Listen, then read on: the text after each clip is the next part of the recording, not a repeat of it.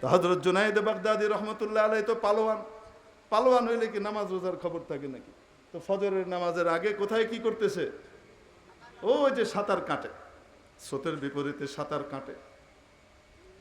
একদিন সাঁতার কাটতে কাটতে দেখেন তখন আলো আধারি গালাস, মানে ইসফার হই হই করছে।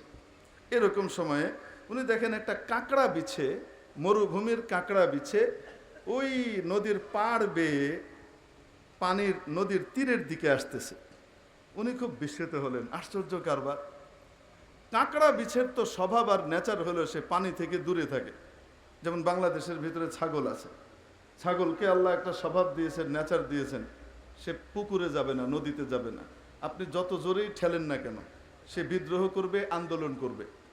যদি আপনি গলায় রশি ধরে টানতে থাকেন তাহলে টানের চোটে সে যে প্রতিবাদ জানাবে তার সামনের দুই পা দিয়ে তার কোটর ছেড়ে চোখ বেরোয় আসতে চাইবে নিঃশ্বাস আটকে যাওয়ার কারণে, তারপরেও সে যাবে না। ঠ্যাং দুটাকে এমনভাবে দিবে এরশাদ সাহেবের লাঙ্গল বানায় দিবে, তারপরেও সে কি করবে না, পানিতে যাবে না। আছে না নাই? তো এরকম নেচার আল্লাহ তাআলা দান করছেন ওই কাঁকড়া বিছেকে। সে তো পানিতে যাওয়ার কথা না, এখন পানিতে যাওয়ার কথা না, ইটা পানিতে আসতেছে একা একা। ছাগল তো নদীতে নামার কথা না, ছাগল যদি নদীতে নামে তো বিশেষজ্ঞ মানুষ চিন্তা করবে ঝামেলা আছে মনে হয়, ব্যাপারটা কি। তো এখন তাকিয়ে উনি কৌতূহলী হয়ে তাকিয়ে আছেন কাঁকড়া বিছে কোথায় যায়। এই বিছে আস্তে আস্তে আস্তে আস্তে একেবারে যখন নদীর তীরে চলে আসলো, কোত্থেকে একটা কচ্ছপ এসে পিঠ ভাসিয়ে দিল নদীর তীরে। এই বিচ্ছু ওই কচ্ছপের পিঠে চড়ল। কচ্ছপ এবার বিচ্ছুকে নিয়ে এই পার থেকে ওই পারে রওনা দিয়েছে। সুবহানাল্লাহ বলেন না? এই পার থেকে কোথায় রওনা দিয়েছে? ওই পারে রওনা দিয়েছে। রওনা দিয়ে ওই পারে যাওয়ার পরে বিচ্ছু লাফ দিয়ে নেমে চলে গেল আর কচ্ছপ ডুব দিল। উনি খুব বিস্মিত হলেন, উনি বুঝলেন কারবার কচ্ছপে না, মূল বিষয় কিসে? বিচ্ছুতে। আল্লাহ আমাকে হয়তো অলিক কিছু দেখাবেন। উনি এবার নদী ছেড়ে উঠে বিচ্ছুর পিছু পিছু রওনা করলেন। কোথায় যায়? যেতে যেতে যেতে যেতে দেখে বিচ্ছু এক জঙ্গলে ঢুকলো, উনিও ঢুকলেন। জঙ্গলের ভিতরে মাঝখানে গিয়ে দেখেন বিরাট এক খালি জায়গা এবং সেখানে সবুজ ঘাসের চাদর বিছানো, এত সুন্দর। এখন সূর্য উঠে গেছে এতক্ষণে। আর সেই মাঠের মধ্যে এক সুন্দর যুবক, তাগড়া টকবগে তরুণ ঘুমিয়ে আছে। আর এই বিচ্ছু ওই যুবকের মাথা লক্ষ্য করে এগিয়ে যাচ্ছে দ্রুত গতিতে। উনি বুঝলেন বিচ্ছু গিয়ে এই যুবককে কামড় দিবে। অতএব আল্লাহ আমাকে দেখিয়েছেন, তার মানে হলো এই বিচ্ছুকে যেন আমি হত্যা করে যুবককে বাঁচাই। আল্লাহ এরকম কিছু চাচ্ছেন। তো এই জন্য হযরত জুনায়েদ দৌড় দেওয়া শুরু করলেন। উনি যত জোরেই দৌড় দেন দেখেন যে বিচ্ছু তত গতিতেই দৌড়াচ্ছে। বিচ্ছুর দূরত্ব ওনার থেকে আর বিচ্ছুর থেকে ওই যুবকের দূরত্ব আর গতি সবকিছু মিলিয়ে উনি হিসাব করলেন পৌঁছানো যাবে না, মানে এই যুবকের মৃত্যু আমার চোখের সামনেই ঘটবে এই বিচ্ছুর কামড়ে। উনি যখন হতাশ হয়ে হাত ছেড়ে দিলেন, হাল ছেড়ে দিলেন, তখন ততক্ষণে এই বিচ্ছু পৌঁছে গেছে যুবকের মাথা থেকে প্রায় 2-3 হাত দূরে। এই সময় উনি দেখেন কোত্থেকে এক বিষধর সাপ, মনে করেন এক কেউটে সাপ, এইভাবে ফনা তুলে যুবকের মাথার উপরে দাঁড়িয়েছে। ফনা তুলেছে, এখনই ছোবল মারবে। উনি মনে মনে চিন্তা করেন, বলেন ইয়া আল্লাহ, এই যুবককে হত্যা করার জন্য এই সাপই তো যথেষ্ট ছিল। ওই পার থেকে কচ্ছপের মাধ্যমে এই বিচ্ছুকে আনানোর তো কোনো দরকার ছিল না, মশা মারতে কামান দাগার দরকার ছিল আল্লাহ। কিন্তু হযরত জুনায়েদের এখনো বুঝার বাকি আছে, দেখা শেষ হয় নাই। হঠাৎ উনি দেখেন ওই বিচ্ছুটা লাফ দিয়ে সাপের ফনার মধ্যে গিয়ে কামড় দিয়ে ধরল, মাথাতে এমন জোরে কামড়ে ধরল, সাপটা এক পর্যায়ে পাশে পড়ে এইভাবে কাতরাতে লাগলো। আছড়াতে আছড়াতে বিচ্ছুর বিষে এক সময় সাপটা মারা গেল। সাপটা মরে ওখানে যুবকের মাথার পাশে পড়ে থাকলো। আর এই বিচ্ছু তার নিজের বাড়ির দিকে রওনা করলো। যখন নদীর তীরে গিয়ে পৌঁছলো, কোত্থেকে যেন ওই কচ্ছপটা আবার এসে হাজির। কচ্ছপের পিঠে বিচ্ছু উঠলো, এপার থেকে ওই পারে তাকে আবার পৌঁছিয়ে দিল। হযরত জুনায়েদ বাগদাদী রহমতুল্লাহ আলাইহি এসে যুবকের দিকে তাকান আর অঝোর ধারায় চোখের পানি ফেলেন আর বলেন, ও যুবক, তোমার মাধ্যমে রব্বুল আলামিন আমার চোখকেও খুলে দিলেন। ও যুবক, তুমি জানো না এই পারে তোমাকে একটা সাপ দংশন করবে, কপালে লেখা ছিল। কিন্তু মাওলা পাক তোমাকে এখান থেকে বাঁচাবেন, এই বিপদে তোমাকে ফেলবেন না, এটাও লেখা ছিল। এজন্য এই পারে যেহেতু সাপকে ঠেকানোর কেউ ছিল না, ওই পার থেকে বিচ্ছুকে এখানে আনবার ব্যবস্থা করার সব কিছু করে টোরে রব্বুল আলামিন তোমাকে বাঁচিয়েছেন। তুমি তো জানবাও না, ঘুম থেকে উঠে দেখবা সাপটা মরে পড়ে আছে। তোমার মাবুদ তোমাকে কিভাবে বাঁচালেন, তোমাকে বাঁচাবার জন্য কি কি ব্যবস্থা নিয়েছেন, তুমি কল্পনাও করতে পারো নাই। মেরে মুহতারাম দোস্ত বুজুর্গ, এই ঘটনার পর থেকে হযরত জুনায়েদে বাগদাদির জীবনের ভিতরে পরিবর্তন আসে এবং পরিবর্তন সাধন করে নিজেকে এত বড় আল্লাহওয়ালা বানিয়েছিলেন, যুগ শ্রেষ্ঠ ওলি হিসেবে উনি স্বীকৃতি লাভ করেছিলেন। মেরে মুহতারাম দোস্ত বলছিলাম এই জন্য যে আল্লাহ রব্বুল আলামিন আমাকে আপনাকে হেফাজত করেন, বাঁচান কে? আরো আস্তে, কে বাঁচান? চারিদিকের কত বিপদ, এই বিপদ থেকে আমি আপনি যে বেঁচে আছি কেন? আদম আলাইহিস সালামের কাঠামোতে তৈরি হয়েছি, আল্লাহ আমাকে আপনাকে বানিয়েছেন। এই জন্য আল্লাহ তাআলা ফ্যাসিলিটি দিয়েছেন, 10 জন ফেরেশতা আমার আপনার হেফাজত সর্বক্ষণ করে যাচ্ছে। তো এই মানুষটা أما بعد فأعوذ بالله من الشيطان الرجيم بسم الله الرحمن الرحيم لئن شكرتم لأزيدنكم ولئن كفرتم إن عذابي لشديد صدق الله مولانا العظيم। ঐতিহ্যবাহী রওজাতুন নূর কওমি মহিলা মাদ্রাসা, কলেজ রোড, সাহেব বাজার, কালিয়াকৈর, গাজীপুরের উদ্যোগে আয়োজিত আজকের এই ৬ষ্ঠ বার্ষিক ওয়াজ মাহফিলের সম্মানিত সভাপতি মহোদয়, উপস্থিত জাতির বিবেক, উম্মতের মাথার মুকুট, ওয়াজিবুল ইহতারাম হাদারাতে উলামায়ে কেরাম, ভবিষ্যৎ ওয়ারাসাতুল আম্বিয়া, আজিজ তালাবা, ধর্মপ্রাণ ধর্মভীরু সর্বস্তরের তাওহীদি জনতা, পর্দার আড়ালের পরম শ্রদ্ধেয়া মা ও বোনেরা,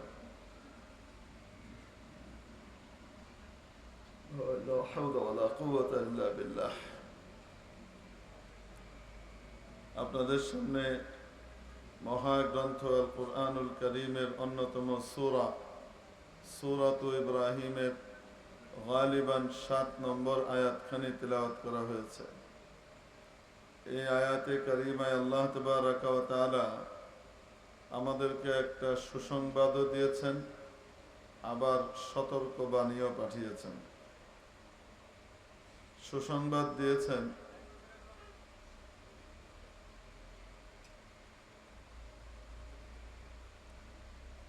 যে বান্দা, যদি তোমরা আমার দেয়া নেয়ামতের শুকর আদায় করো, যদি নেয়ামতের মূল্যায়ন করো, যদি নেয়ামতের যথাযথ ব্যবহার নিশ্চিত করো, তাহলে লাযীদান্নাকুম, অবশ্যই অবশ্যই আমি তোমাদের জন্য নেয়ামতকে আরো বাড়িয়ে দেব।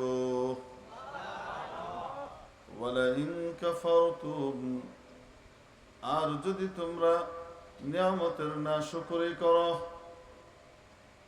নিয়ামতের অবমূল্যায়ন করো, নিয়ামতের যথেচ্ছ ব্যবহার করো, মন চাহি ইস্তেমাল করো, তাহলে মনে রাখবে ইন্না আযাবি লাশাদীদ, আমার সাজা, আমার শাস্তি অনেক কঠিন, অনেক কঠোর। আমার সাজা অনেক কঠোর, এটা মনে রেখো। এই জন্য বুজুর্গ বলেছেন, শুকরে নিয়ামত নিয়ামতাত আফজুকুনাত, শুকরে নিয়ামত নিয়ামতাত আফজুকুনাদ, কুফরে নিয়ামত আসকাফাত বিরুকুনাদ। নিয়ামতের শুকর গুজারি, নিয়ামতের মূল্যায়ন, কৃতজ্ঞতা প্রকাশ, নেয়ামতকে আরো বাড়িয়ে দেবে তোমার। আর যদি নেয়ামতের নাশুকরি করো, অবমূল্যায়ন করো, তাহলে তোমার হাত থেকে নেয়ামতের এই বিশাল বিষয়টি বের হয়ে যাবে। নেয়ামত হাত ছাড়া হয়ে যাবে, হাতে থাকবে না। উপরন্তু সাজাও আসবে এবং বিভিন্ন রকমের পেরেশানিও আসতে থাকবে। প্রশ্ন হলো, নেয়ামতের শুকর যে আদায় করব, আগে তো নেয়ামত কোনটা ওটা তো জানতে হবে। কোনটা নেয়ামত নয়। আমরা যে জীবিত অবস্থায় টিকে আছি, পৃথিবীতে বিচরণ করি, চলাফেরা করি, মুসলিম হোক, অমুসলিম হোক, হিন্দু হোক, খ্রিস্টান হোক, বৌদ্ধ হোক, নাস্তিক হোক, আর যেই হোক না কেন, দুনিয়াতে যে চলাফেরা করি, হাঁটা চলা করি, বসবাস করি, এত বিপদ সংকুল এই পৃথিবীর মধ্যে যে টিকে আছি, প্রতি মুহূর্তে রব্বুল আলামিনের দয়া মায়া করুণা ছাড়া টিকে থাকা সম্ভব না। আমাদের অস্তিত্বটাই আল্লাহ পাকের নেয়ামত। তো কায়েম বখুদনি সতি কদম, তো কায়েম বখুদনি সতি কদম, গায়েব মদদ মীর সদ্দম বদম। আরে তুমি তো এই পৃথিবীতে একটা মুহূর্তের জন্য, একটা মিনিটের জন্য টিকে থাকতে পারতা না, একটা কদমও তুমি সামনে আগে বাড়াতে পারতা না, যদি নাকি রব্বুল আলামিনের পক্ষ থেকে প্রতি মুহূর্তে তোমার জন্য দয়া আর করুণা বর্ষিত না হতো। প্রতি মুহূর্তে মাওলা বাঁচান। যে কোনো মানুষ দুনিয়াতে হযরত আদম আলাইহিস সালামের আকৃতিতে জন্ম নিয়েছে, তার জন্য কিছু ফ্যাসিলিটি আল্লাহ তাআলা বরাদ্দ করে দিয়েছেন। আদম আলাইহিস সালামের আকৃতিতে আমরা জন্ম নিয়েছি, এটা কত বড় নিয়ামত কল্পনাও করতে পারি না। আমরা আল্লাহ তাআলার কাছে অ্যাপ্লিকেশন করেছিলাম জন্মের আগে, যে আল্লাহ আমাকে কেঁচো বানিয়েন না, বিচ্ছু বানিয়েন না, সাপ বানিয়েন না, চেলা বানিয়েন না, ইঁদুর বানিয়েন না, ছুঁচো বানিয়েন না, চামচিকা বানিয়েন না, বাদুড় বানিয়েন না, আমাকে শিয়াল বানিয়েন না, গাধা বানিয়েন না, আমাকে আশরাফুল মাখলুকাত মানুষ বানান। এই আবেদন, এই অ্যাপ্লিকেশন আমরা আল্লাহর কাছে করেছিলাম। তো কে কে করেছিলাম? কালিয়াকৈরবাসী একটু হাত উঠায় দেখায় দেখি। একজন করছে, দেখা যায় না, টুপি ঠিক করতেছি। বুদ্ধি ভালো, উপস্থিত বুদ্ধি ভালো, এটাও আল্লাহ তাআলার নিয়ামত। মনে করছে হুজুর হাত উঠাইতে কইছে মানে অতএব সব হাত উঠাই দেওয়া দরকার। আগ পরেরটা খেয়াল নাই, হঠাৎ কিছুক্ষণের জন্য মনোসংযোগ বিচ্ছিন্ন হয়ে আসলে বাড়ি ঘরে বা কোনো জায়গাতে চলে গেছিল আর কি, কিছুক্ষণের জন্য। কারণ মনোযোগ ধরে রাখতে পারা মাহফিলে বা দ্বীনি মজলিসে, মাহফিল মানে দ্বীনি মজলিস গুলাতে মনোযোগ ধরে রাখতে পারা, এটাও আল্লাহর নিয়ামত। কারণ এই সমস্ত মজলিস গুলার ভিতরে শত্রু অর্থাৎ শয়তান প্রবেশ করতে পারে না, ঢুকতে পারে না। কারণ হলো এগুলোর চারপাশে এসএসএফ পাহারা দেয়, স্পেশাল সিকিউরিটি ফোর্স আল্লাহর পক্ষ থেকে আল্লাহ নাজিল করে দেন। ফেরেশতারা চারিদিক থেকে বেষ্টন করে নেয়। নাযালাত আলাইহিমুর রাহমাহ, নাযালাত আলাইহিমুস সাকিনাহ ওয়া গাশিয়াতহুমুর রাহমাহ। উপরে আমরা শামিয়ানা দেখি, কাপড়ের শামিয়ানা। যাদের অন্তর্চক্ষু আছে তারা দেখতে পান যে কাপড়ের শামিয়ানা না, এখানে আল্লাহর রহমতের নূরের চাদরের শামিয়ানা পড়ে আছে। ওয়া গাশিয়াতহুমুর রাহমাহ, রহমত তাদেরকে ঢেকে ফেলে। ওয়া নাযালাত আলাইহিমুস সাকিনাহ, তাদের উপরে স্পেশাল আল্লাহর পক্ষ থেকে বিশেষ রহমত, সাকিনা নামক রহমত নাজিল হইতে থাকে, যা মন, দিল, শরীর সবকিছুকে প্রশান্তি দিয়ে ভরে দেয়। এটা কার পক্ষ থেকে আসে? তো এই মজলিসগুলোর জন্য আল্লাহ তাআলা স্পেশাল সিকিউরিটি ফোর্স পাঠান, এরা চারিদিকে বেষ্টন করে রাখে। আমি আপনি দেখি আর না দেখি।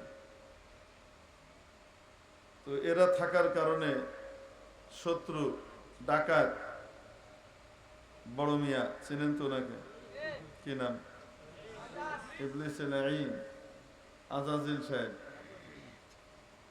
ইন্নাশ শাইতানা লিল ইনসানি আদুউম মুবিন, নিশ্চয় শয়তান মানুষের প্রকাশ্য শত্রু, ক্ষতি করতে চায়। আল্লাহর রহমতের এই পরিবেশ থেকে যেন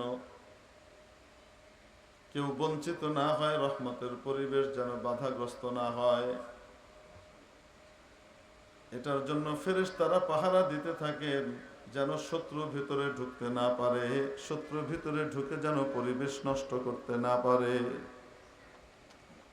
চারিদিকে ফেরেশতারা পাহারা দেয়, তো ঢুকতে তো পারে না, তো বাহির থেকে দূর থেকে এমন করে, আয় আয় আয়,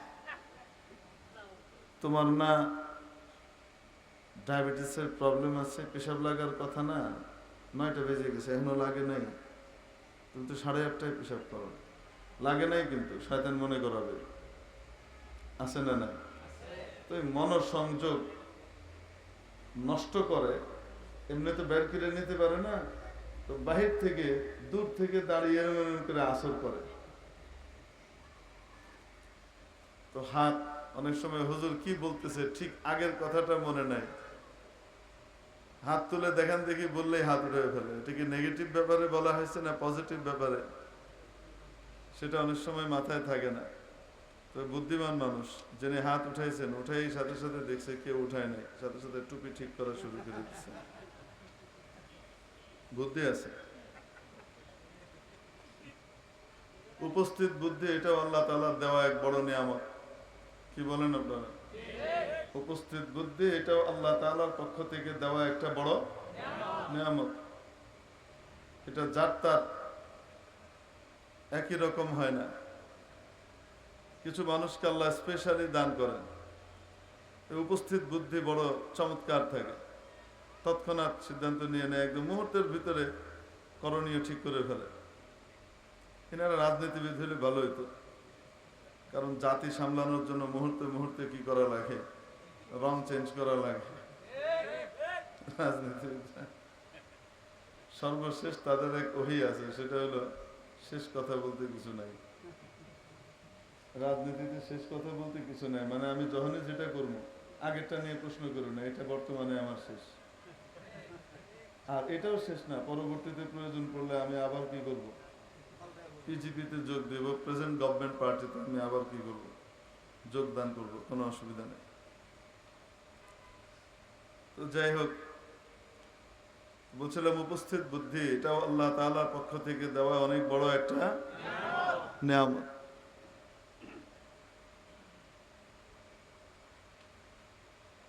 এক ঘটনা মনে পড়েছিল, ঘটনা না বলাই ভালো, তাহলে বলবে যে খালি কিচ্ছা কাহিনী শোনায়, কোরআন হাদিসের কথা বলে না।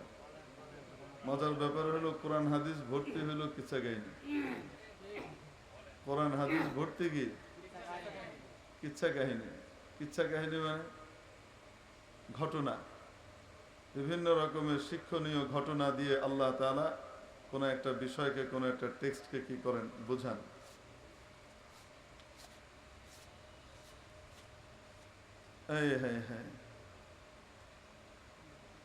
আল্লাহ তাআলা কোরআনে কারীমে ইরশাদ করেছেন, লাকাদ কানা ফি কাসাসিহিম ইবরাতুন লিউলিল আলবাব। এই যে নবী রাসূলের ঘটনা শোনাই, নবী রাসূল ছাড়াও আরো অনেকের ঘটনা শুনিয়েছেন না শোনান নাই? আরে ফেরাউন, নমরুদ, সাদ্দাত এদের ঘটনাও শুনিয়েছেন না শোনান নাই? নবী রাসূল ছাড়াও অনেক নেককার মানুষের ঘটনা শুনিয়েছেন না শোনান নাই? আসহাবে কাহফের ঘটনা শুনিয়েছেন না শোনান নাই? শুধু নবী রাসূলের ঘটনা না নেককার মানুষের ঘটনাও শুনিয়েছেন? শুধু নেককার মানুষের ঘটনা না বদকার মানুষের ঘটনাও শুনিয়েছেন? বিভিন্ন ঘটনা শুনিয়েছেন, শুনিয়ে শুনিয়ে তাদের পরিণতি দিয়ে আমাদেরকে শিক্ষা নিতে বলেছেন যে এরকম হলে এরকম হবে, এরকম হলে এরকম হবে। এবং বলছেন চিন্তাশীলদের জন্য, সত্যিকারের বুদ্ধিমানদের জন্য ওনাদের এই ঘটনাবলীর মধ্যে রয়েছে বিশাল শিক্ষা, অনেক ইবরত, অনেক বড় শিক্ষার চিন্তার খোরাকের ভিতরে দিয়ে রাখা হয়েছে। আর ঘটনাবলীর মাধ্যমে যে বিষয়কে বোঝানো হয় সেটা আওকা ফিন নফস হয়, অর্থাৎ হৃদয়ের মধ্যে এমন ভাবে দাগ কেটে যায়, এটা জীবনে আর মানুষ ভুলে না। এটা তার মাথার ভিতরে ঘুরতে থাকে, ঘটনার কারণে মূল বিষয়টা তার মাথার ভিতরে একেবারে বদ্ধমূল হয়ে যায়। আমাদের আইবি সাহেব হুজুর দামাত বরকাতুহুম বলেন, আমার কিছু দোস্ত আহবাব আছে আহলে হাদিস ভাই, তারা আমার নাম দিছে কিচ্ছা সম্রাট। কার নাম? আইবি সাহেব হুজুরের নাম দিছে। তো আমি বললাম তাহলে তো পুরা কোরআন শরীফকে কিচ্ছার কিতাব বলতে হবে, কারণ হেন পাড়া নাই যেই পাড়াতে মুসা আলাই সাল্লাম নাই, যেই পাড়াতে ইব্রাহিম আলাই সাল্লাম আসতেছে না। এই পাড়াতে ইব্রাহিম আলাই সাল্লাম নাই তো পরের পাড়াতে চলে আসছেন, ওই পাড়াতে ইব্রাহিম আলাই সাল্লাম আসেন তো এর পরের পাড়াতে ইসাক আলাই সাল্লাম চলে আসছেন। এখানে নাই তো আবার পনে এক পাড়া ব্যাপী এক সূরা নাজিল হয়ে গেল ইউসুফ আলাই সাল্লামের, পুরাটুকুই ঘটনাই আর ঘটনা। পুরা একটা সূরা কয় পাড়া? প্রায় পনে এক পাড়া। এই পনে এক পাড়া ব্যাপী একটা সূরা, পুরা সূরাটাই ঘটনা। পুরা সূরাটাই কি ঘটনা? টানা হযরত ইউসুফ আলাইহিস সালামের ঘটনা চলতেছে। এক সূরার নামই আল্লাহ দিয়ে রাখছেন সূরাতুল কাসাস, কিচ্ছা সূরা। বলেন না কেন? সেই সূরার নাম কি? কিচ্ছা সূরা। বুঝাতে পারেন মনে হয়? 20 নম্বর পারাতে আছে, আধা পারা ব্যাপী এক সূরা। এই সূরার ভিতরে মোটামুটি মুসা আলাইহিস সালামের ঘটনাকে কিছুটা টানা বর্ণনা করা হয়েছে, আরো অনেক কিছুই আছে। তো আল্লাহ তো কোরআনে কারিমের ভিতরে একটা সূরাই নাজিল করে দিয়েছেন, যে সূরার নাম কি? সূরাতুল কাসাস, মানে কিচ্ছা সূরা, ঘটনা সূরা। এখন বলেন তো দেখি, দ্বীন ইসলামের আলোচনার ভিতরে ঘটনার প্রভাব আছে না নাই?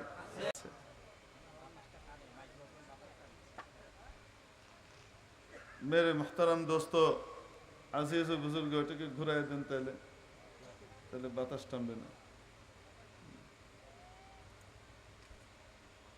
তো বলছিলাম যে উপস্থিত বুদ্ধি, এই যে হাত দিলাম, হাত দিয়ে আবার কি হাত উঠানোর পরে দেখা গেল নাইরে, সাথে সাথে কি টুপি ঠিক হয়ে গেল।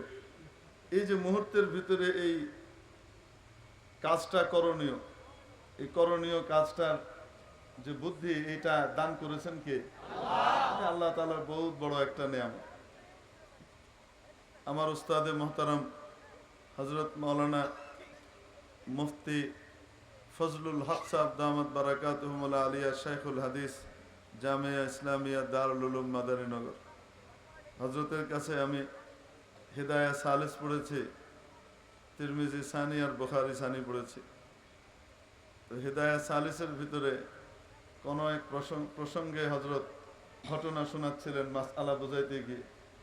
এক জায়গায় আদালতের ভিতরে সাক্ষী তালাশ করা হইতেছে, রেডিমেড সাক্ষী।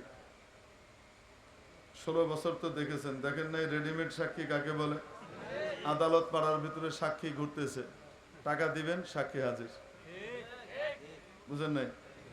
লোয়ার কোর্টের সাক্ষী তেমন যোগ্যতা লাগে না, বিলো ম্যাট্রিক হইলেও চলে, আন্ডার ম্যাট্রিক হইলেও চলে। আর হাইকোর্টের সাক্ষী জজ কোর্টে যখন যায় তখন মোটামুটি ইন্টারমিডিয়েট পাস না হইলে জজ কোর্টের ভিতরে মোকাবেলা কেমনে করবে, তো ওখানে সাক্ষী ওই টাইপের পাওয়া যায়। আবার হাইকোর্টে যাওয়ার জন্য কমপক্ষে মাস্টার্স ডিগ্রি হোল্ডার হইলে মোটামুটি সামাল দিতে পারবে, মানে মিসারে হাসা, হাসারে মিসা বানাবার জন্য যা যা করা লাগে সেটা করা লাগবে। তো রেডিমেড সাক্ষী তো পাওয়া যায়। এটা শুধু এই জমানায় পাওয়া যেত তা না, আগের জমানায়ও ছিল। যেখানেই জুলুম সেখানেই রেডিমেড সাক্ষী মজুদ। যেখানেই নেতৃত্বের ভিতরে কি থাকবে? জুলুম থাকবে, সমাজের ভিতরে জুলুম থাকবে, সেখানেই রেডিমেড সাক্ষীর উপস্থিতি থাকবে। সেটা প্রত্যেক যুগেই। যদি নেতৃত্ব জুলুমের পথে হাঁটে, অবিচারের পথে হাঁটে, বেইনসাফির পথে হাঁটে, তো তাহলে সেখানে আদালত পাড়ায় মাশাআল্লাহ রেডিমেড সাক্ষী মানে মিথ্যা সাক্ষী পাওয়া যায়। অথচ রসুল পাক সাল্লাল্লাহু তাআলা আলাইহি ওয়াসাল্লাম হাদিস শরীফের মধ্যে সবচেয়ে বড় বড় যে গুনাহগুলা উল্লেখ করেছেন, বড় গুনাহ কবিরা গুনাহ তো অনেক, তার ভিতরে 60টা গুনাহকে নবীজি আঙুল দিয়ে গুনে গুনে সাহাবীদেরকে বলেছেন যে বড় বড় গুনাহ। আকবরুল কাবাইর, বড়র ভিতরেও বড় গুনাহ সাবউন। 1 নম্বর আল ইশরাকু বিল্লাহ, আল্লাহর সাথে শরীক করা। ওয়া উকুকুল ওয়ালিদাইন, মা বাবার নাফরমানি করা। আমরা করি না তো আল্লাহর রহমতে? মা বাবাকে কষ্ট আল্লাহর রহমতে দেই না তো? না দেই। আমরা কষ্ট দিই না, আমরা শান্তির জন্য বাড়ি থেকে বাইর করে ওল্ড হোমে পাঠিয়ে দিই। সমমনা বন্ধু বান্ধবদের সাথে থাকবি, খেলবি, গল্প গুজব করবি, বাড়িতে খ্যাটখ্যাট করবে, এই হলো ভাষা। এরকম আওলাদ ফরজন্দ পয়দা হবে যদি দিন না শিখান। এমন আওলাদ ফরজন্দ পয়দা হবে যাকে নিজের জীবনের সবকিছু দিয়ে বড় করে দিবেন, বড় হওয়ার পরে সে প্রথম কাজ যেটা করবে সেটা আপনাকে বাড়ি থেকে আলাদা করে অন্য জায়গায় রাখার ব্যবস্থা করবে। কেন? দিন নাই। মা বাবার খেদমতের ভিতরে দুনিয়া আখিরাতের কল্যাণ, কামিয়াবি, সাফল্য। মা বাবার বদদুয়ার ভিতরে দুনিয়াও ধ্বংস, আখিরাতও ধ্বংস। বড় বড় গুনার ভিতরে 2 নম্বর গুনাহটাই নবীজি বললেন ওয়া উকুকুল ওয়ালিদাইন। 3 নম্বর ওয়া কতলুন নাফস, কোন মানুষকে অন্যায়ভাবে হত্যা করা। ওয়া ইয়ামিনুল গুমুস, মিথ্যা কসম খাওয়া। ওয়া আকলুর রিবা, সুদ খাওয়া। ওয়া আকলু মালিল ইয়াতিম, এতিমের মাল আত্মসাৎ করা, এতিমের মাল ভক্ষণ করা। ওয়া শাহাদাতুজ জুর, মিথ্যা সাক্ষ্য দেওয়া। এই মিথ্যা সাক্ষ্য কত ভয়ঙ্কর গুনাহ, যে বড় বড় 7টা গুনার ভিতরে এটার স্থান হয়ে গেছে। আচ্ছা, এটা আমাদের কাছে কিন্তু পানি ভাত, এটা তেমন কিছু মনে হয় না। মিথ্যা সাক্ষী দিয়ে দেয় ধুম করে, কোনো সময় পয়সার বিনিময়ে দেয়, কোনো সময় খাতিরের কারণে দেয়, কোনো সময় বিনা পয়সায় দলবাজির কারণে দেয়, এটাও আছে। তো এখন বাদী বিবাদীর মামলা চলতেছে। এখন বাদী যে সে মামলাটা করছে বিবাদীর বিরুদ্ধে, মিথ্যা মামলা। বিবাদীর বিরুদ্ধে যে মামলা করেছে সেটা কি? মিথ্যা মামলা। চুরির মামলা দায়ের করেছে। কিসের মামলা? চুরির মামলা। তো আগেকার জমানায় তো সাধারণত কি চুরি হইতো? গরু টুরি চুরি হইতো না? আরে কয় না কেন? গরু চুরি হইলে এটা দিয়ে না পাইলে হয়তো কাউরে পাইলে পরে মামলা টামলা করতো। মুরগি তো আর কেউ চুরি করে না। আর ওটা 71 সালে করছে।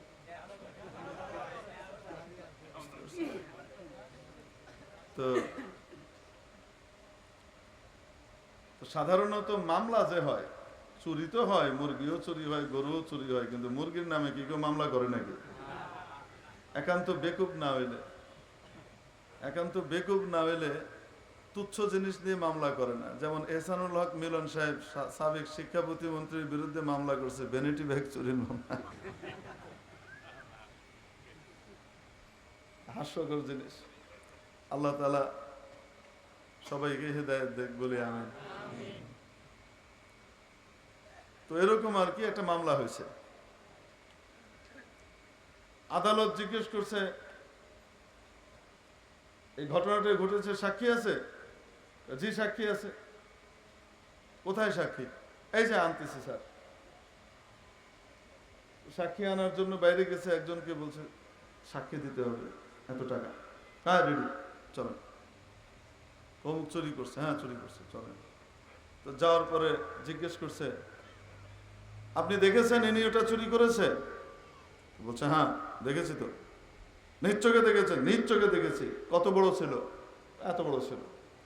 মানে মোটামুটি কোমরের উপরে বুক সমান দেখাইছে, এত বড় ছিল। বুঝেন নাই মনে হয়, মানে গরু। এখন আদালত জিজ্ঞেস করতেছে, বাহ, আপনাদের দেশে মুরগি এত উঁচু হয়, আসলে মামলা কিসের? লগে লগে কয় কি, আরেক হাত দেই নাই তো স্যার।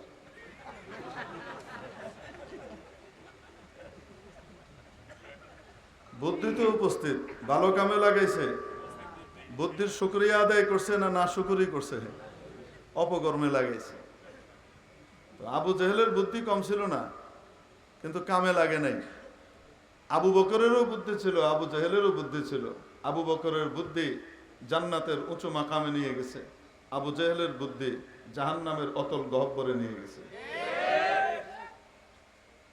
এই জন্য আমার বাংলাদেশেও বুদ্ধিজীবী দুই রকমের হবে। এক রকমের বুদ্ধিজীবী আবু বকরের পথে চলবে, আরেক রকমের বুদ্ধিজীবী আবু জেহেলের পথে চলবে। তবে আবু জেহেলরা যতই লাফাল মারুক না কেন, 16 বছর পরে হইলেও কট খাইতেই খাইতে। ইন্নাল্লাহা ইউমহিলু ওয়া লা ইউহমিল, আল্লাহ ছাড় দেন, ছেড়ে দেন না। কত টাকা, কত পয়সা, হাজার হাজার লক্ষ লক্ষ কোটি টাকা বাংলাদেশ থেকে পাচার হয়ে চলে গেল, কত লাগে। চোখের সামনে মাবুদ দেখায় দিল, ঠেলা যখন আসে তখন 2টা সুটকেসের বেশি নেওয়া যায় না, হেলিকপ্টারে জায়গা নেই, 2 জনে 2 দুগুণে 4টা সুটকেস, এর চেয়ে বেশি জায়গা নেই। বলেন না কেন? তারপরেও শিক্ষা হয়, তারপরেও শিক্ষা হয় না। এরপরেও অনেকের চোখ খোলে না, তারপরেও সেই দলবাজের ভিতরে লেগে থাকে, তারপরেও আল্লাহ আল্লাহ রসুলের দিকে ফিরার মতো মানসিকতা পয়দা হয় না। বুঝতে হবে আবু জেহেলের পথ ভালো করেই ধরছে। السعيد من وعظ بغيره والشقي من شقي في بطن أمه। সৌভাগ্যবান ওই ব্যক্তি যে ব্যক্তি অন্যকে দিয়ে কি করে, শিক্ষা নেয়। আরেকজনকে দেখে সে তার পরিণতি দেখে নিজে শিক্ষা নেয়। অন্যে জুলুম করেছে, সে শিক্ষা নেয় আমি জুলুম করব না। অন্যরা লুটপাট করেছে, সে শিক্ষা নেয় আমি লুটপাট করব না। ঠিক কিনা? আর যদি কপাল পোড়া হয়, তাহলে সেও ওইরকম ইতিহাসের শিক্ষার আরেক অংশ হয়ে যায়। অর্থাৎ কপাল পোড়া, অন্যকে দিয়ে শিক্ষা নেয় নাই, অতএব সেও একটা পর্যায়ে কি হয়, শিক্ষার অংশ হয়, ইতিহাসের অংশ। তাকে দিয়ে অন্যরা শিক্ষা নেবে। আল্লাহ আমাদের সকলকে বুঝবার তৌফিক দান করেন। ক্ষমতা পাইলেই যেন ক্ষমতার অপব্যবহার না হয়, সেদিকে লক্ষ্য রাখার ক্ষমতা উপর নিচ সকলকে আল্লাহ তাবারক ওয়া তাআলা দান করেন। তো বলছিলাম উপস্থিত বুদ্ধি এটাও একটা কি নেয়ামত। একবার এক জেলে একটা মাছ ধরছে, বিশাল মাছ। মাছ ধরে গেছে রাজার দরবারে, রাজার দরবারে বিক্রি করলে দাম পাওয়া যাবে। তো রাজা দেখে খুব খুশি হয়ে গেছে, খুশি হয়ে বলছে ওকে 4000 দিনার দিয়ে দাও। কয় হাজার দিনার? এক এক দিনার মানে কাঁচা সোনার কাঁচা টাকা, যেটা কয়েন। এক এক দিনারে প্রায় 1 তোলার উপরে স্বর্ণ থাকতো। তাহলে এবার হিসাব করেন এক এক দিনারের দাম কত। 1 তোলা করে যদি স্বর্ণ হয়, তো বাংলাদেশে বর্তমানে 1,30,000 টাকা স্বর্ণ। ঠিক কিনা? এরকম 4000টা দিয়ে দিছে। 4000 দিয়ে দাও। একটা মাছের দাম বেশির চেয়ে বেশি 1 লাখ, 1.5 লাখ, 2 লাখই হবে, 4 লাখ, 5 লাখই হবে। তো সর্বোচ্চ 4 দিনার দিলেই হয়ে যায়, দান মানে দাক্ষিণা সহ। তারপরেও কত দিয়েছে? 4000। এখন পাশে যে রানী বসে আছে রাজার, এই রানী ছিল চিকেন হার্টের, ইন্দুরের কলজা। হাত থেকে পয়সা বেরোয় না, কারণের দম, মহিলা কারণ। এটা রাজাকে বুদ্ধি দিচ্ছে, তার তো গা জ্বলে। আপনি এতগুলা টাকা দিয়ে দিলেন, আপনি কি জানেন ও গিয়ে কি বলবে? কি বলবে? ও তো মানুষের কাছে আপনাকে বোকা বলে বেড়াবে, বলবে রাজাকে বোকা বানিয়ে বিপুল পরিমাণ টাকা হাতিয়ে নিয়ে আসলাম। আপনার বদনাম করে বেড়াবে, মানুষের সামনে আপনার অপমান হবে। এতগুলা টাকা দেওয়া কি ঠিক হলো? তো রাজা বলে যে টাকা যে দিয়ে দিছি, এখন কি করব, কিছু তো করার নাই। রানী বুদ্ধি দেয়, এক কাজ করেন, ওকে ডেকে জিজ্ঞেস করেন এই মাছটা কি ছেলে না মেয়ে। যদি বলে ছেলে, আপনি বলবেন আমার মেয়ে মাছ লাগবে। অতএব এই মাছ আমার কাজে লাগবে না, তুমি নিয়ে যাও, টাকা থুয়ে যাও। আর যদি কয় মেয়ে মাছ, তাহলে আপনি বলবেন যে আমার ছেলে মাছ লাগবে, আমার তো মেয়ে মাছ দরকার নেই, তোমার মাছ নিয়ে যাও, টাকাটা দিয়ে যাও। রাজাকে ভালো বুদ্ধি, এই এদিকে এসো। আসার পরে জিজ্ঞেস করছেন যেই কথা সেই কাজ, রানীর বুদ্ধি অনুযায়ী যথাযথভাবে জিজ্ঞেস করছেন, বলো এটা ছেলে মাছ না মেয়ে মাছ? তো সে উত্তর দেয়, সে বুঝে ফেলছে কারবার একটা আছে। সে তৎক্ষণাৎ উত্তর দিচ্ছে, এটা একটা হিজড়া মাছ মহারাজ, এটা থার্ড জেন্ডার, এটা ছেলেও না কি না মেয়েও না। এই যে উপস্থিত বুদ্ধি কার নিয়ামত? এই বুদ্ধির সঠিক ব্যবহার করছে। ফলশ্রুতিতে কি হয়েছে, রাজা খুশি হয়ে কয় আরো 4 দে, আরো 4000 হইল কত? এখন 4000 বাঁচাইতে গিয়ে আরো 4000 লস হইল, 8000 গেল। রানীর তো সারা শরীর জ্বলতেছে, মনে হইতেছে চুলার উপরে বয়ে রয়েছে। এখন কি করবে, কিটমিট করে। এই 8000 দিনার নিয়ে যখন জেলে চলে যায়, যাওয়ার পথে ওখান থেকে মাথা থেকে টুক করে একটা দিনার নিচে পড়ে গেছে। ঝুড়িতে করে নিয়ে যাচ্ছে তো, তার একটা দিনার নিচে পড়ে গেছে। পড়ার সাথে সাথে সে তার ঝুড়ি নামিয়ে ওই পড়ে যাওয়া দিনারটাকে কুড়ানোর জন্য বসলো। সাথে সাথে রানীমা পয়েন্ট পেয়ে গেলেন। উনি রাজাকে বললেন, দেখেছেন কত বড় ইতর, বদমাশ, ছোট লোক, নীচ, লোভী, স্বার্থপর, কত বড় লোভী। আপনি এত দিয়ে দিলেন, 3 পুরুষ খেয়ে চলতে পারবে, তারপরেও সে আবার কি করতেছে, এই একটা জিনিসের জন্য সে আবার হাত পেতেছে। এরকম দুষ্ট লোককে তো টাকা দেওয়া যায় না। আপনি দিলে দিবেন, ভালো মানুষকে দিবেন, এনাদেরকে কেন দিবেন? এইরকম ছোট লোককে, এই নিচু মানের লোকদেরকে দেওয়া যায় না, তো ভালো মানুষকে দিবেন। কে কয়? রানীমা। ভালো মানুষকে দিবেন, টাকা দিতেই হলে। এরা কেন দিবেন? উদ্দেশ্য হলো ভালো মানুষকেও দেওয়ার দরকার নাই, কমপক্ষে এরে জানি না দেওয়া হয়। বোঝেন নাই মনে হয়? দেখবেন দুনিয়াতে কিছু মানুষ আছে, যখন আপনি মাদ্রাসাতে, মসজিদে আল্লাহওয়ালাদের জন্য কি করবেন, হাত খুলে খরচ করতে যাবেন, তৎক্ষণাৎ দেখবেন এসে বাধা দিবে। এদেরকে দিয়ে লাভ কি? এদের কোনো প্রোডাক্টিভিটি নাই, এরা কোনো কিছু সৃষ্টিশীল কোনো মেধা এদের নাই। এদেরকে দিয়ে কি করবেন? এরা তো সমাজের বোঝা। ভালো জায়গায় দেন, যেখানে কিছু কাজ হবে। ভালো জায়গা কোনটা? কনসার্ট। ভালো জায়গা কোনটা? ক্লাবের জুয়া খেলা। ভালো জায়গা কোনটা? ইতরামি আর শয়তানি বিভিন্ন টুর্নামেন্ট। এইগুলো হলো ভালো জায়গা। বুঝতে পারছেন? তাদের দৃষ্টিতে তো এরকম মানুষের দুনিয়াতে আছে না নাই? আছে। আপনি মাদ্রাসা মসজিদে দান করতে যাবেন, সাথে সাথে বাধা দিবে। এই সমস্ত ছোট লোকদের কি দান করে লাভ কি? এগুলো খেয়ে খেয়ে তো আরো বেশি কি করবে, বদভ্যাস হয়ে যাবে। এদিকে দেওয়ার দরকার নেই। আল্লাহ এনাদেরকে হেদায়েত দান করেন। এই একই যুগে কিছু মানুষ বলতো, আল্লাহ তাআলা তাদের কথা কোরআন শরীফে উল্লেখ করে দিয়েছেন, বলবো নাকি? তারা কইতো লা তুনফিকু আলা মান ইনদা রাসূলিল্লাহ। এই নবীজির আশপাশে যেগুলো আছে না, এগুলো সব ধান্দাবাজ। নবীজিকে তো কইতে পারে না ধান্দাবাজ, কইলে তো মার খাবে। এখন কি বলে, এই যে নবীজির আশপাশে যেগুলাকে দেখছো না, এসব ধান্দাবাজ, টাকার জন্য বসে থাকে না, বুঝছো? খাওয়া বন্ধ করে দাও, চলে যাবে। তো এদেরকে দিওটিও না, আবু হুরায়রাকে দিও না, ইবনে মাসউদকে দিও না, যারা আল্লাহর নবীর কাছে এসে দিন শিখে, তালিম শিখে, নবীর দরবারে পড়ে থাকে, অন্য কোনো কাজ কর্মে যায় না, নবীর দরবারে নিজেদেরকে লাগিয়ে রেখেছে, এদেরকে দিতে যেও না। লা তুনফিকু আলা মান ইনদা রাসূলিল্লাহ। কেন? হাত্তা ইয়ানফাদ্দু।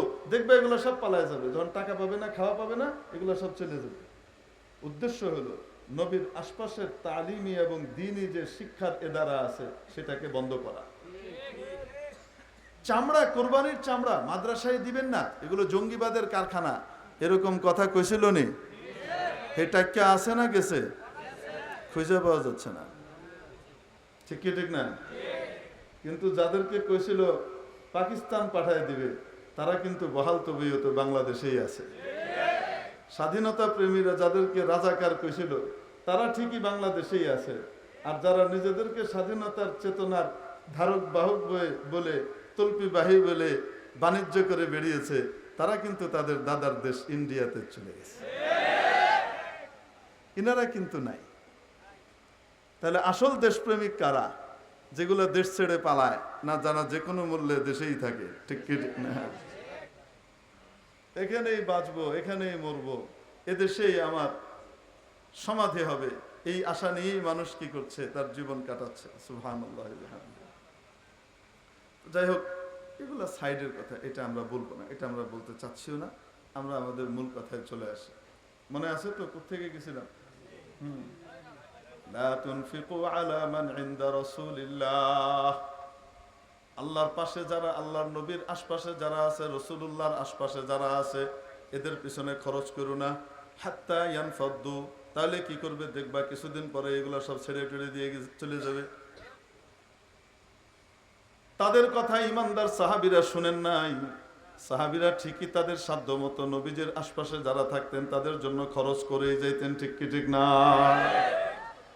হ্যাঁ, কখনো কখনো অভাব দেখা দিত। অভাবের পর্যায়ে এমন পড়ে গেছে মানুষের নিজের বাড়িতে খানা নাই, আরেকজনের কাছে কোত্থেকে দিবে। দুর্ভিক্ষের মতো হয়ে গেছে, তারপরেও নবীজির আশপাশে যারা ছিলেন কেউ নবীজিকে ছেড়ে যান নাই। আবু হুরায়রা রাদিয়াল্লাহু তাআলা আনহু বলেন, ক্ষুধার তাড়নায় আমি মদিনার অলিতে গলিতে বেহুশ হয়ে পড়ে থাকতাম।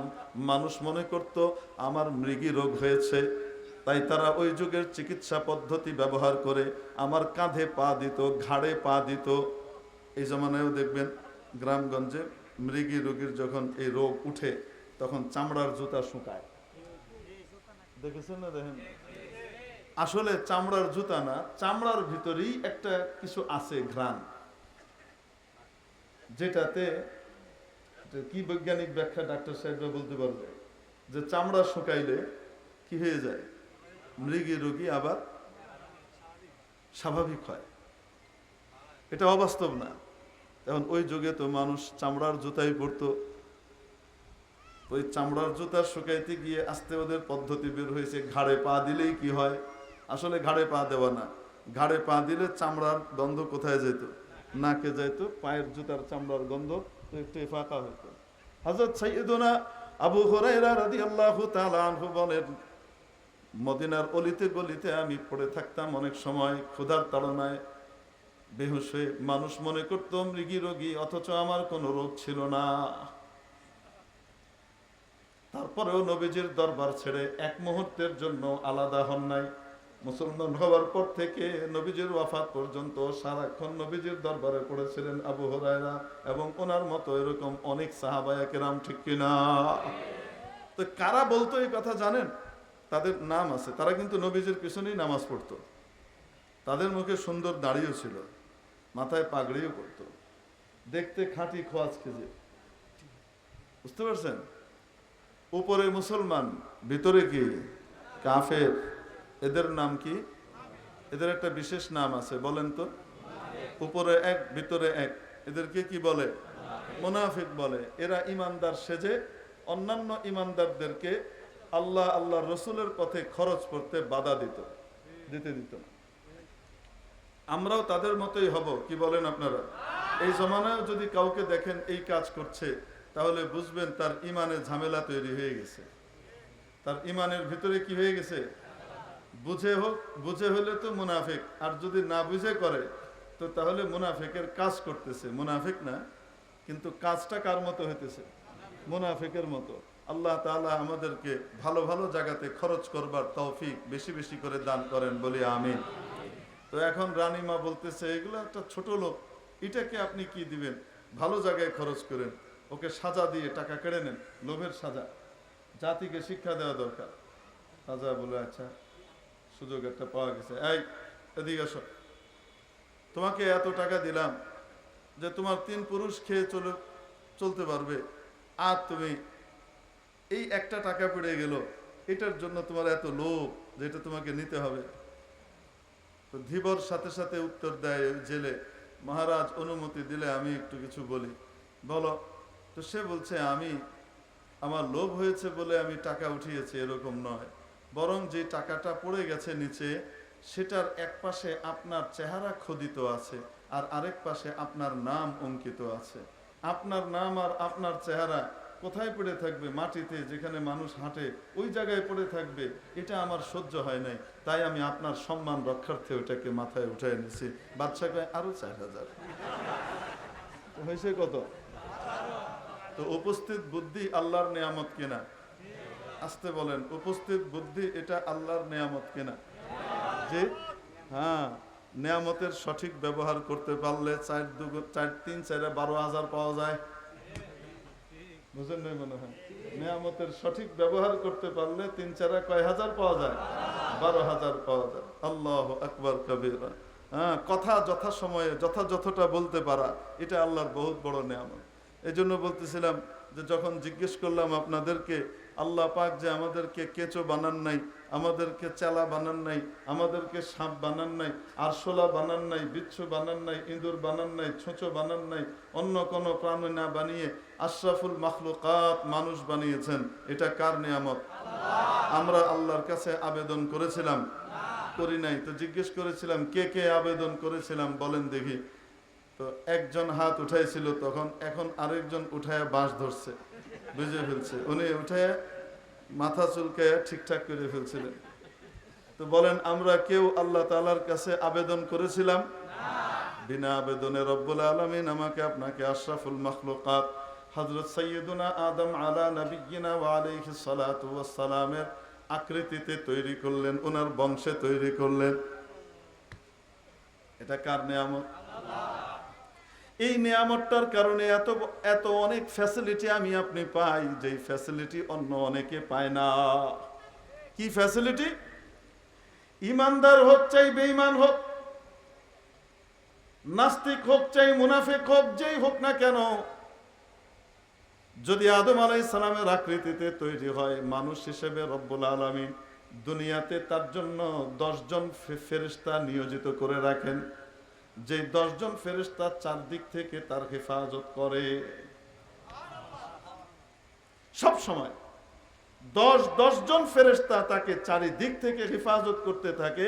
এমন কোন বিপদ যেটা আল্লাহ রাব্বুল আলামিন তার কপালে, তার তকদিরে লিখেন নাই, সেই সমস্ত বিপদ আপদ থেকে তাকে বাঁচাবে, তাকে হেফাজত করবে। এটা হলো রব্বুল আলামিনের দান। একজন কাফেরকেও 10 জন ফেরেশতা প্রোটেকশন দেয়, যতক্ষণ পর্যন্ত আল্লাহর লেখা কোনো বিপদ না আসে, ততক্ষণ পর্যন্ত যত বিপদই আশপাশ থেকে আসুক সেটা তাকে স্পর্শ করতে পারবে না।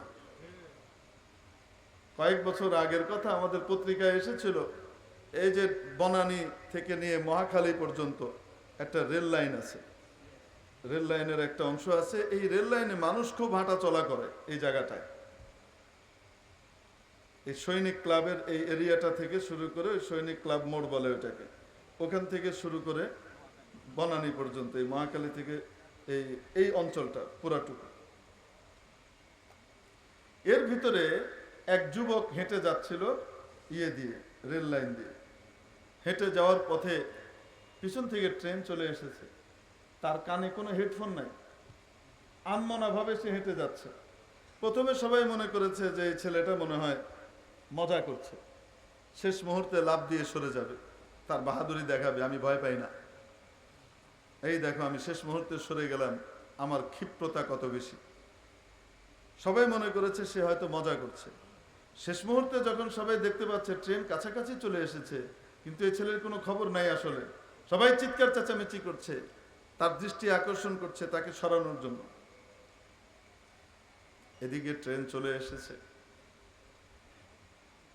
ট্রেনের ইঞ্জিনিয়ার সাহেব বাঁশি দিচ্ছেন, হুইসেল বাজাচ্ছেন, এই ছেলের কানে কোনো কিছুই ঢুকে না।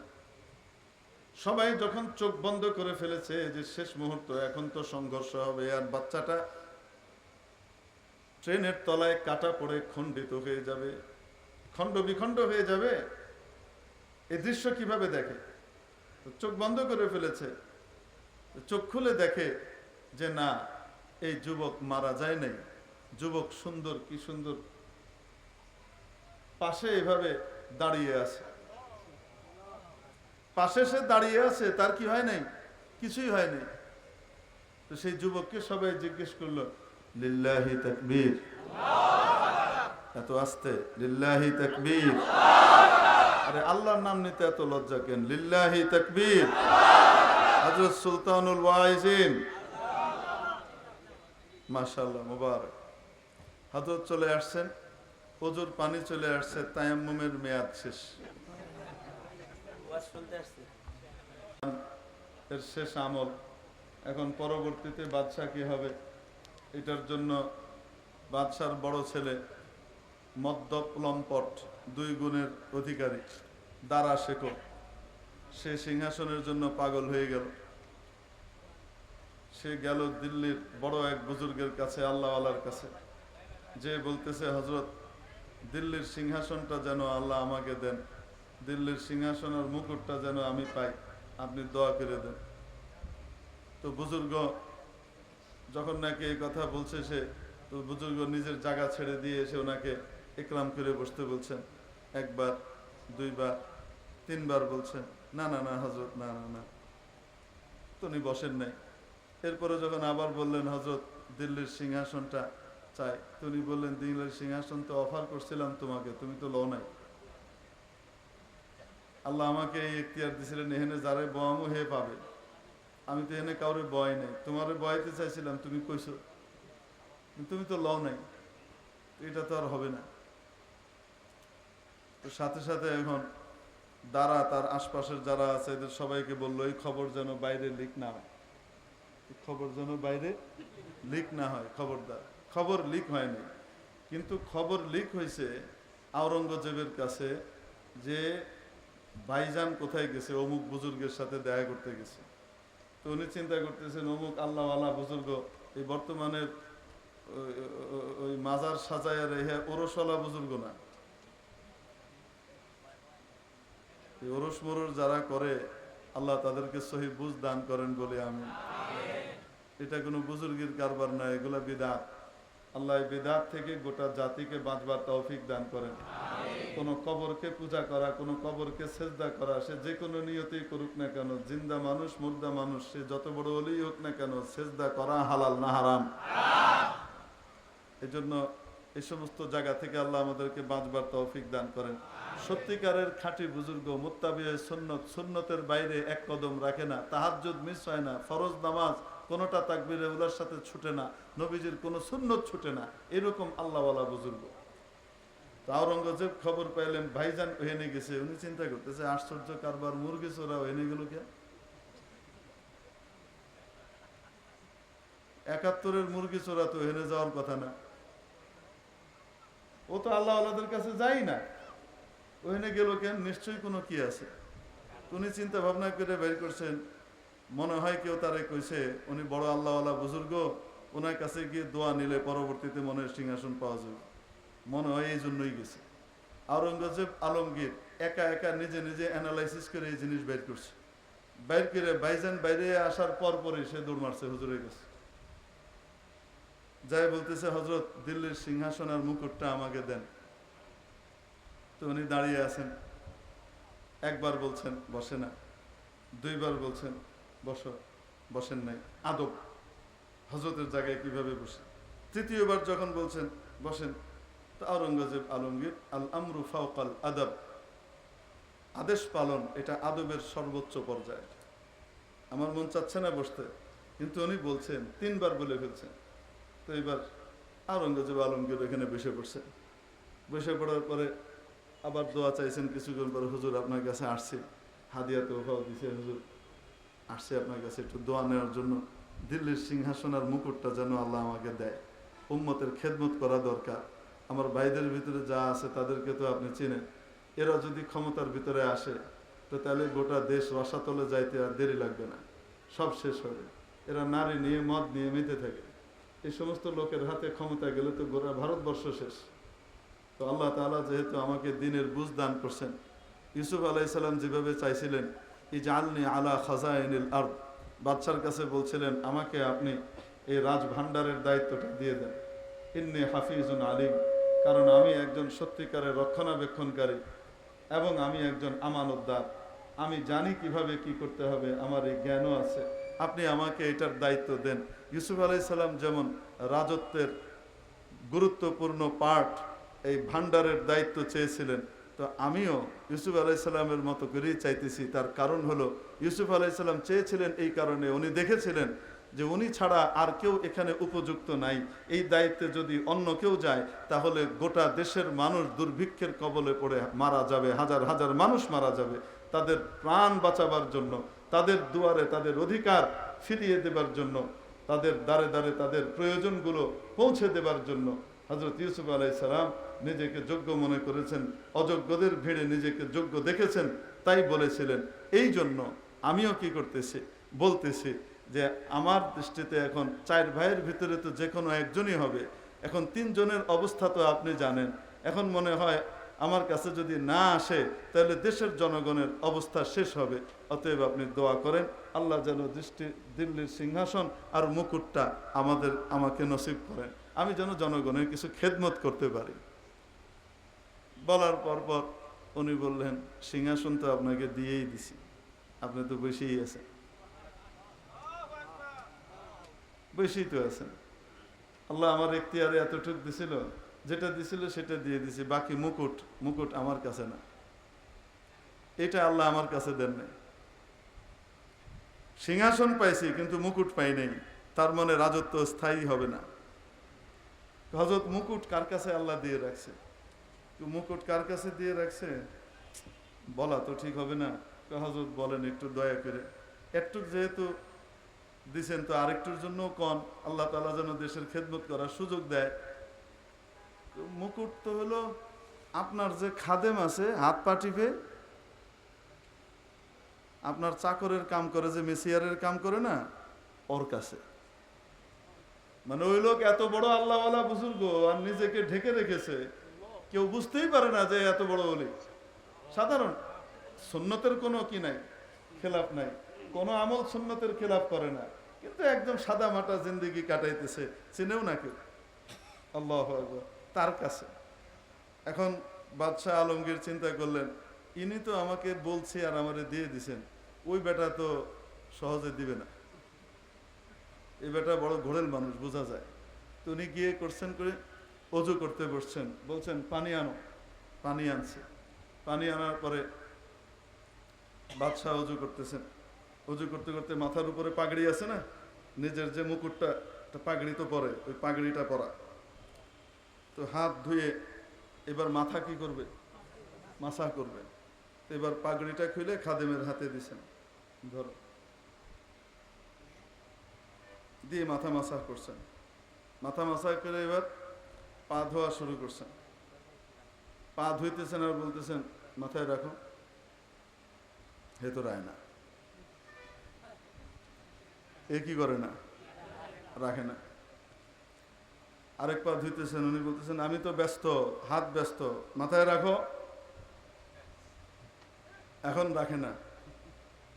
পরে বলতেছে শোনো, তুমি যদি না রাখো তোমার ওয়েলায়েতের খাতা থেকে তোমার নাম কাটা যাবে, তুমি যে বড় ওলি ওইখান থেকে তোমার নাম কাটা যাবে, কারণ তুমি আমার সাথে চুক্তিবদ্ধ। শরীয়তের খেলাফ কোনো আদেশ যদি আমি না করি তাহলে আমার যে কোনো আদেশ পালনে তুমি বাধ্য। তুমি আমার বেতনভোগ কর্মচারী, এখনো পর্যন্ত তোমার ইয়ে যায়নি। আমি আদেশ করছি, এটা যদি তুমি পালন না করো তো চুক্তি লঙ্ঘন হবে, অলির দরবার থেকে নাম কাটা যাবে। কিন্তু তো মাথায় রাখছে, রেখে কয় তব বাংলা, আল্লাহ ওরে ধ্বংস করুক, ওই বেটা আমার নাম ফাঁস করে দিছে, আমার কথা কি করে দিছে, ফাঁস করে দিছে। তো এই যে মাথায় রাখাইছে, কি রাখাইছে, মুকুট রাখাইছে। তো এখন আল্লাহ তাআলা গায়েবী জায়গাতে কত কিছু করে তো বোঝা টুঝা যায় না। এখন সুলতানুল ওয়াইজেন একবার কইছেন বইতে বই নাই, দ্বিতীয়বার কইলেন বইতে বইলাম না, 3 নম্বরও যদি না বই, আল্লাহ জানে কি দিতেছে, কইতে তো পারি টারি না।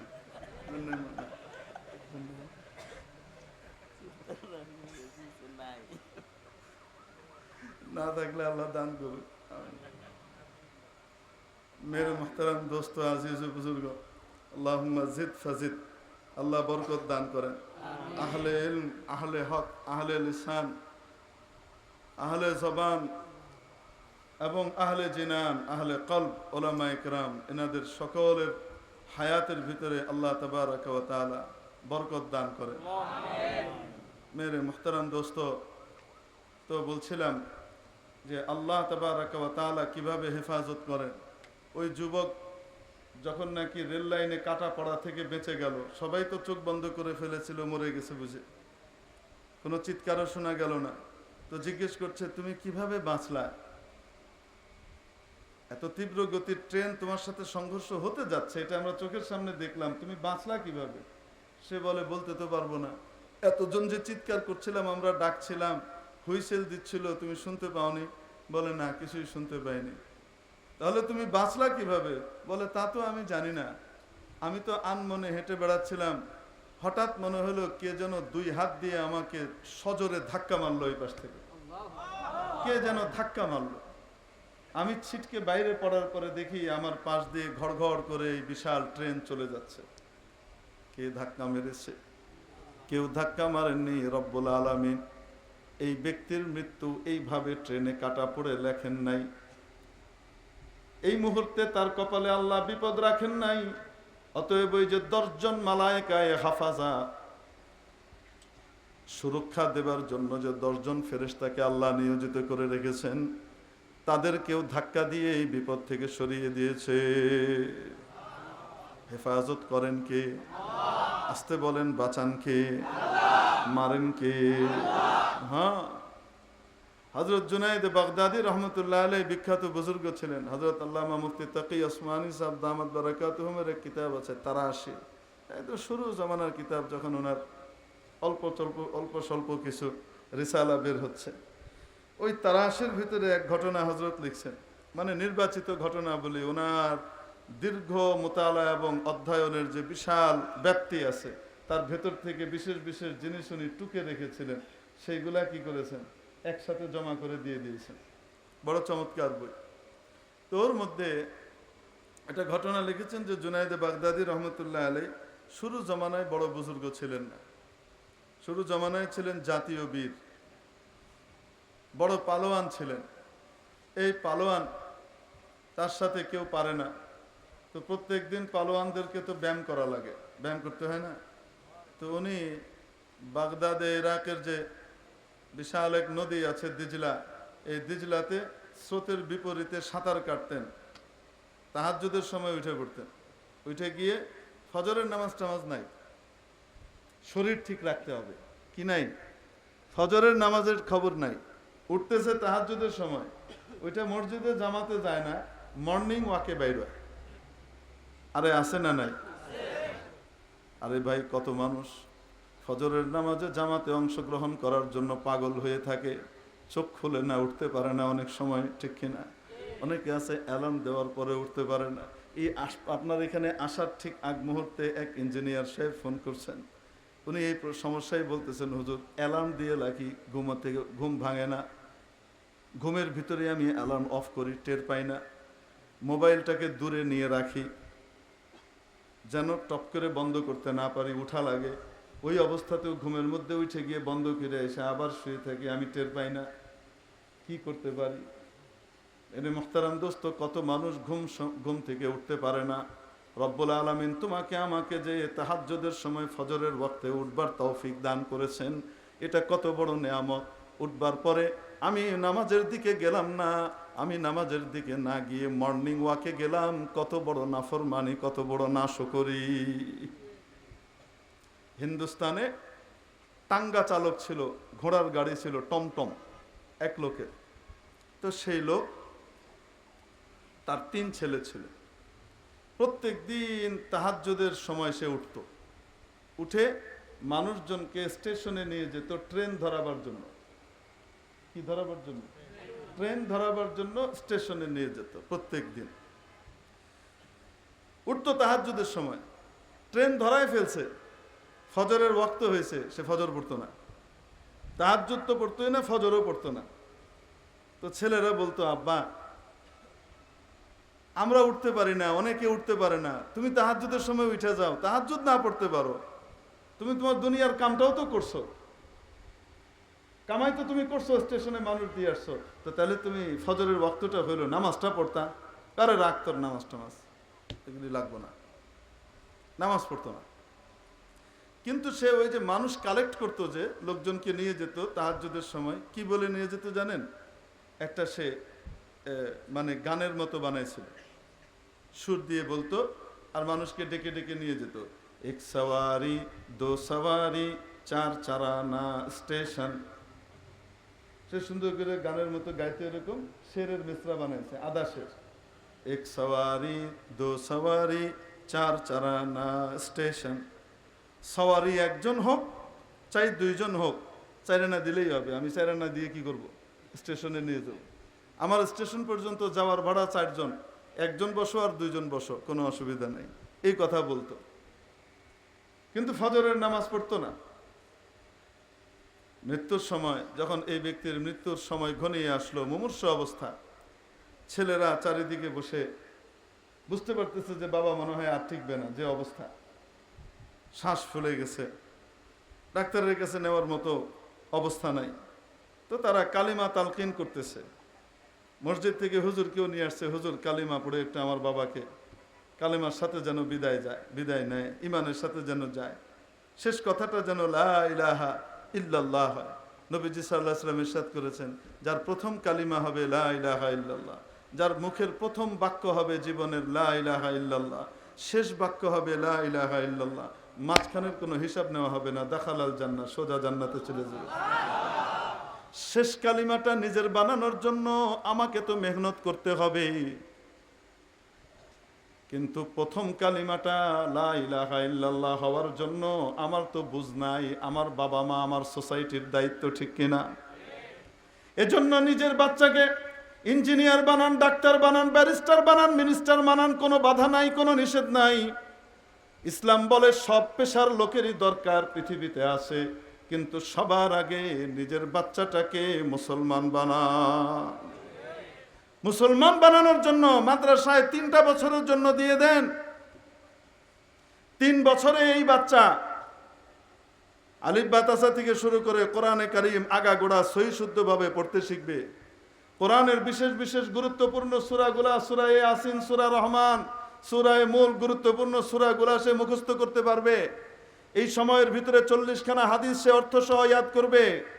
দৈনন্দিন জীবনের প্রতিটা গুরুত্বপূর্ণ মাসআলা মাসাইল সে শিখবে। ইসলামের মৌলিক বিষয়গুলো, ফান্ডামেন্টাল বিষয়গুলো সে জানবে। আল্লাহ এবং রসুল সম্পর্কে পরিপূর্ণ সচেতন হবে। আখিরাত নামে এক দিবস আছে, সে দিবস সম্পর্কে তার পরিপূর্ণ জ্ঞান অর্জন হবে। এবং দুনিয়াতে আল্লাহর পরে মা বাবা আমার সবচেয়ে বড় গুরুত্বপূর্ণ সাহারা, মা বাবার ইজ্জত সম্পর্কে ওয়াকিবহাল হবে। আত্মীয় স্বজন এবং সমাজের সাথে কি আচরণ করতে হবে সেটাও সে রসুলের তরিকায় শিখবে। এবং তার পরবর্তীতে এইগুলার সাথে সাথে এই 3 বছরের ভিতরে ক্লাস 1, 2, 3 এই 3টা বাচ্চাকে চাইলে আপনি মাদ্রাসায় কন্টিনিউ করেন, সেরাদের সেরা বানান, খায়রুকুম মান তাআল্লামাল কুরআন ওয়া আল্লামা বানান। আর যদি না পারেন স্কুল কলেজে নিয়ে যান। এই বাচ্চা ভবিষ্যতে ইঞ্জিনিয়ার হবে, ভুয়া ভাউচার দিয়ে পয়সা লুপাট করবে না। ভবিষ্যতে ডাক্তার হবে, রোগীর একটা টেস্ট হইলেই চলে, সেখানে 15টা টেস্ট দিয়ে উপরে আর তলা 2 দিক থেকেই তলে তলে সে কোড়ানোর দুর্নীতি করবে না। এই বাচ্চা ভবিষ্যতে রাজনীতিবিদ হবে। এই বাচ্চা রাজনীতিবিদ হয়ে মন্ত্রী হবে। মানুষের টাকা লোপাট করে বিদেশে পাচার করবে না, বরং রাষ্ট্রের টাকা সম্পদকে হেফাজত করে জনগণের খেদমতে সে পেশ করবে। এরকম সোনার মানুষ তৈরি হবে যদি তাকে আপনি মুসলমান বানান, যদি তাকে ঈমানওয়ালা বানান। প্রথম কালিমা যেন তার হয় লা ইলাহা ইল্লাল্লাহ। বাড়িতে টেলিভিশন আর ভিসিআর রেখে, বাড়িতে নাটক আর সিনেমার চল চালু করে বাচ্চার মুখ থেকে প্রথম বাক্য লা ইলাহা ইল্লাল্লাহ বের হবে, এটা আশা করা বোকামি। মেরে মুহতারাম দোস্ত, এজন্য নিজের বাড়িকে পবিত্র করতে হবে। নিজের বাচ্চার চিরস্থায়ী জিন্দেগি যেন সুন্দর হয়, সোজা যেন সে জান্নাতে যায়, কিয়ামতের দিন যেন সে না আটকায়। এটার জন্য তার প্রথম বাণীটা যেন বের হয় লা ইলাহা। এই পরিবেশ বাড়িতে বাবা মাকে তৈরি করতে হবে। আল্লাহ কবুল করেন বলি আমিন।